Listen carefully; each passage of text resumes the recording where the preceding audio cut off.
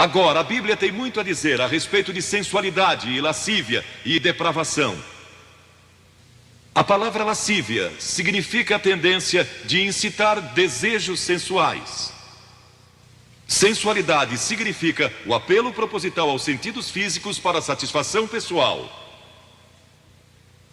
Talvez lendo um livro pornográfico ou assistindo um filme impróprio. A Bíblia diz que devemos nos abster das paixões carnais, da sensualidade, que fazem guerra contra a alma. Elas estão em guerra contra a sua alma e seu espírito. E a Bíblia diz que devemos nos abster delas, ficar longe delas. E então a Bíblia usa outra palavra, réprobo. Agora, isso se refere a pessoas totalmente depravadas, de consciências mortas ou cauterizadas, não sabem mais corar. Perderam a capacidade de discernir entre o bem e o mal.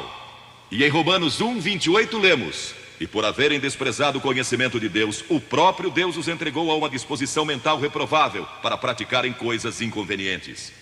Ou seja, Deus desistiu deles dizendo: vão em frente, gozem toda depravação e toda sensualidade que quiserem, não vou perturbá-los. Ainda não. Mas saibam que seus pecados os acharão e prestarão contas no dia do juízo.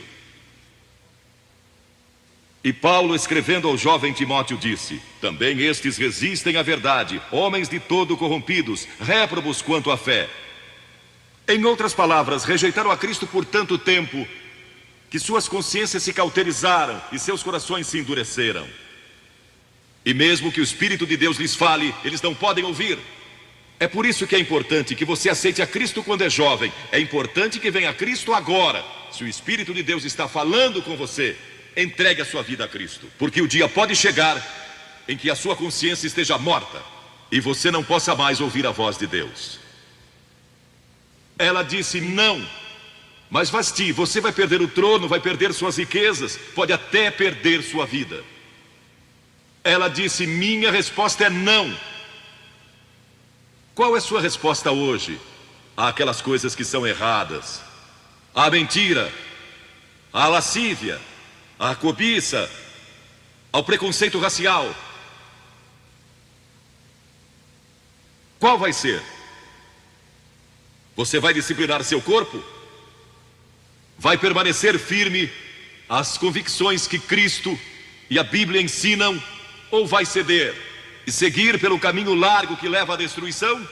Ou vai entrar pela porta estreita e pelo caminho apertado que conduz à vida eterna? Qual vai escolher? Você tem uma escolha hoje. Deus nunca vai forçá-lo a escolher. E então houve um outro jovem, um jovem chamado Daniel. E a Bíblia diz que Daniel resolveu em seu coração que não se contaminaria com as finas iguarias do rei, nem com o vinho que ele bebia. Agora, Daniel era um jovem que tinha um propósito. Ele havia sido capturado em Jerusalém. Quando o exército de Nabucodonosor invadiu a cidade, ele foi capturado e levado através de milhares e milhares de quilômetros à Babilônia. A quase 3.000 quilômetros de sua própria terra, sem aviões nem automóveis. Eram semanas de viagem. Mas ele estava resolvido a servir a Deus. E não devia ter mais de 12 ou 15 anos de idade. E Nabucodonosor, o grande rei, levara cativos de Jerusalém para a Babilônia. E ordenou que aqueles jovens, em quem não havia defeito, de boa aparência, instruídos em toda a sabedoria, fossem ensinados em sua corte, para que ele pudesse usá-los. Ele queria usar aqueles jovens judeus, porque sabia que eles tinham um dom especial. E durante o período de treinamento, mandou que lhes dessem os melhores vinhos e as mais finas iguarias, e todos os confortos disponíveis na corte de Nabucodonosor. Mas Daniel disse: não. Não quero o vinho do rei, e não quero as iguarias do rei. Quero dormir no chão, não numa cama de penas. Quero viver uma vida simples e também disciplinada. Que diferença dos que mal podem esperar pelo dia em que possam sair de casa e se divertir. Mas não Daniel. Daniel estava longe de casa e ninguém saberia se ele fizesse algumas dessas coisas. Ninguém saberia se ele tivesse uma namorada e dormisse com ela. ou se embebedasse com o melhor vinho do rei. Ninguém saberia lá em Jerusalém, e ele poderia ter se tornado muito popular. Mas esse primeiro não, quando jovem, preparou para o grande não, quando era primeiro-ministro da Babilônia. E foi lançado na cova dos leões, porque não abandonou sua fé em Deus.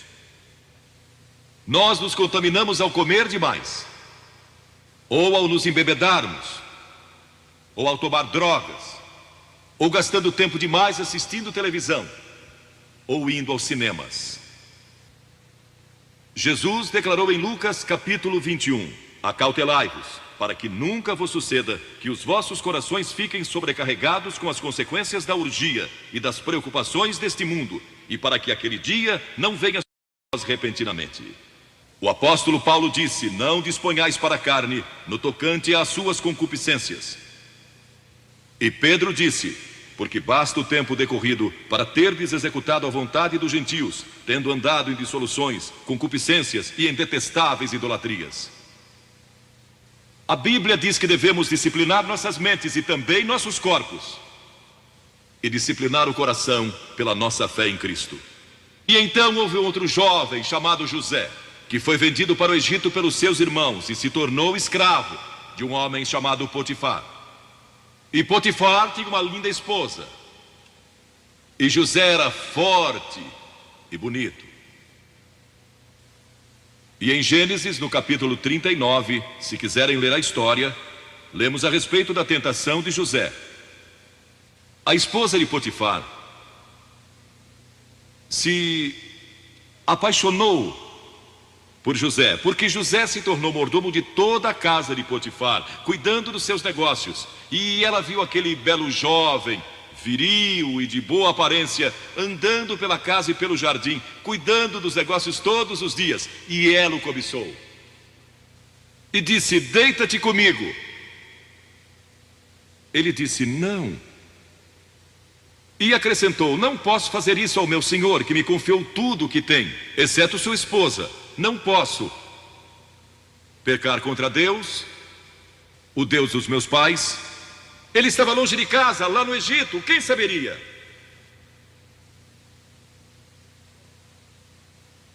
Mas disse não. E quando disse não, na última vez, ela o agarrou e ele fugiu dela, deixando sua capa. E ela começou a gritar, chamando os servos e dizendo: ele tentou me violentar. O que não era verdade. Mas Potifar acreditou e mandou que ele fosse lançado na prisão. E muitos de vocês sabem a história, que ele foi para a prisão, e através de uma série de circunstâncias, ele depois se tornou primeiro-ministro de todo o Egito, e governou o Egito sob o faraó. Deus o guardou e o promoveu, porque José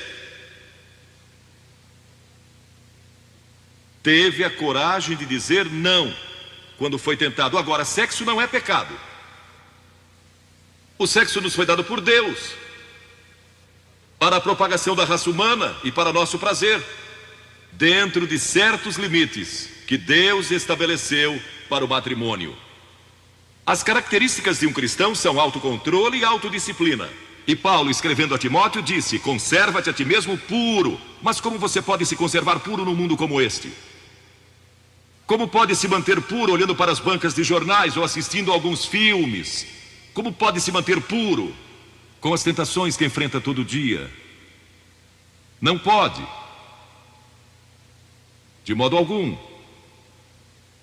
exceto se Cristo está em seu coração, Ele lhe dará força e o poder, porque nenhuma tentação lhe sobrevirá que Cristo não lhe ofereça o meio de escape. Entregue sua vida a Cristo hoje, deixe que Ele controle a sua vida, deixe Ele ser Senhor de sua vida, deixe que Ele controle essa área de sua vida, sua mente, seu corpo e sua vida sexual. Muito obrigado por assistir esse vídeo até o final, e se você gostou, não se esqueça, inscreva-se no canal, ative as notificações e deixe seu like para fortalecer nosso projeto aqui no YouTube, e comente abaixo. E aí, o que você achou do vídeo? Foi edificante? Irmãos, Que Deus abençoe em nome de Jesus. Amém.